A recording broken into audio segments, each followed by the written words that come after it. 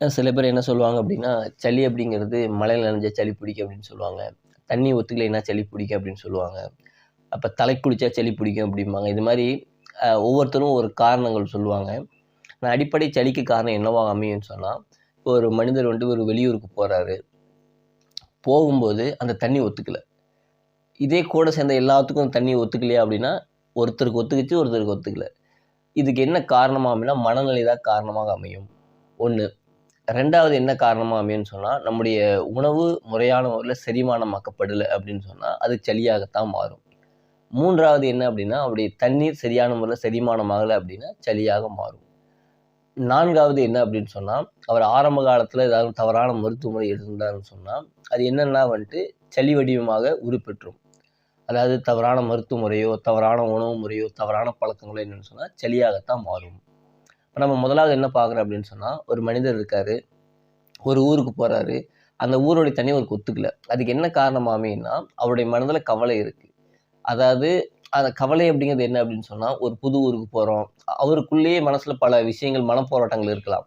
என்ன பண்ணும் அப்படின்னா, அந்த கவலை என்ன பண்ணும் அப்படின்னா அந்த அந்த குடிக்கக்கூடிய தண்ணீர சரியான முறையில செரிமானமாக்காது. சாப்பிடக்கூடிய உணவையும் சரியான முறையில செரிமானமாக்காது. ஏன்னா கவலை அப்படிங்கிறது நம்முடைய வயிறு, மண்ணீரல என்னன்னு சொன்னா பாதிக்கக்கூடியதா இருக்கு. எப்ப அந்த கவலை இருக்கோ என்ன ஆகும்னு சொன்னா, அவருடைய சாப்பிடக்கூடிய உணவா இருந்தாலும், குடிக்கக்கூடிய தண்ணீரா இருந்தாலும் சரியான முறையில ஜீரணமாகாது. அதே சமயம் சூழ்நிலையும் ஜீரணிக்கப்படணும். அங்க உள்ள மக்களும் ஜீரணிக்கப்படணும். செரிமானமாக்கப்படணும். அதாவது மனசுக்கு ஒத்துக்கணும். அப்ப அந்த கவலை இருக்கும்போது என்ன ஆகும்னு சொன்னா, இந்த இந்த நிலை காணப்படும்போது, அந்த அஜீரணம் ஏற்படும் சளியாக மாறுது. அப்ப என்ன ஆகும் அப்படின்னு சொன்னா, அந்த கவலை என்னவாகும்னா துக்கமாக மாறும். துக்கம் அப்படிங்கிறது நம்ம நுரையீரலும், பெருங்குடலும் சம்மந்தப்பட்டது. எப்ப அந்த துக்கமும் நம்முடைய நம்முடைய நெஞ்சங்கள தாக்குதோ என்ன ஆகுதுன்னு சொன்னா, நம்முடைய சுவாசம் அப்படிங்கிறது முழுமையான முறையில கிரகிக்கப்படாது. அப்ப என்ன ஆகும்னா, அந்த சுவாசம் ஜீரணிக்கப்படாது. அதே சமயம் என்னன்னா, நம்ம சாப்பிடக்கூடிய உணவுக்கு காற்று மிக மிக முக்கியம்.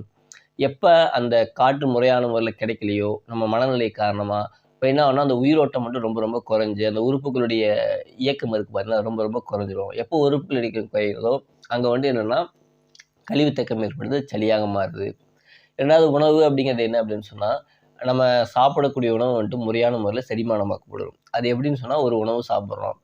ஒரு உணவு சாப்பிட்டு அடுத்த உணவு பசி வந்ததுக்கப்புறம், அதாவது அந்த உணவு செரிமானதுக்கப்புறம், ஜீரணமானதுக்கப்புறம் தான் அடுத்த உணவு சாப்பிடணும்.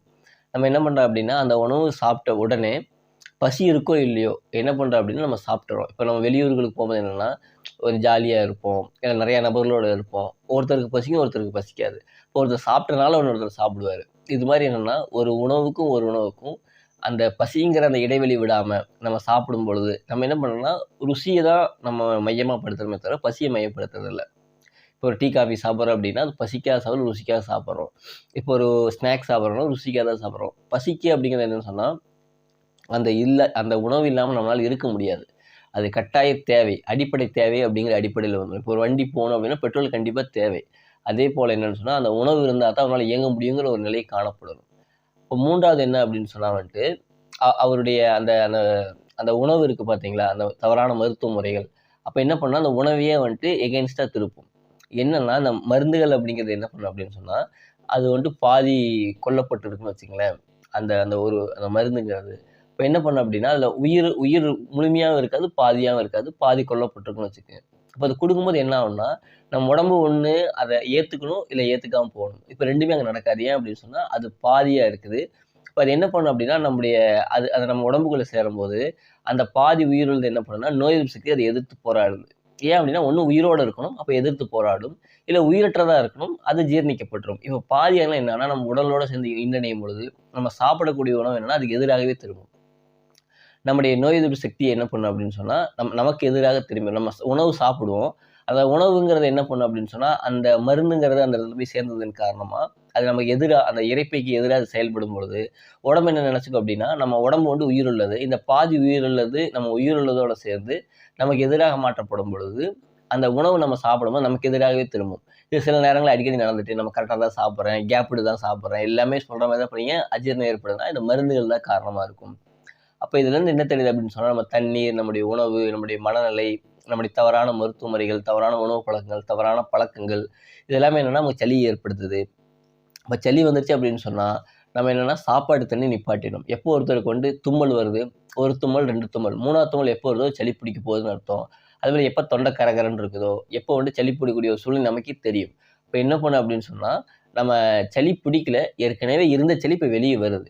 நம்ம இப்ப சளி பிடிக்குதுன்னு நெனச்சுட்டு இருப்போம். அப்ப சாப்பாடு, தண்ணி நிப்பாட்டிடணும். எப்போ வரைக்கும் அப்படின்னு சொன்னா, எப்ப அந்த சளி சரியாகுதோ, அது வரைக்கும் என்னன்னு சொன்னா, சாப்பாடு, தண்ணி நிப்பாட்டிட்டோம்னு சொன்னா, ஒரு 1 நாள் இல்ல சில நேரங்கள்ல என்ன ஆகுதுன்னு சொன்னா, அது அப்படியே நம்ம தொண்டை வந்து இதமான முறையில மாறி, நமக்கு சாப்பிடக்கூடிய ஒரு தண்ணி தாகம் எடுக்கும்.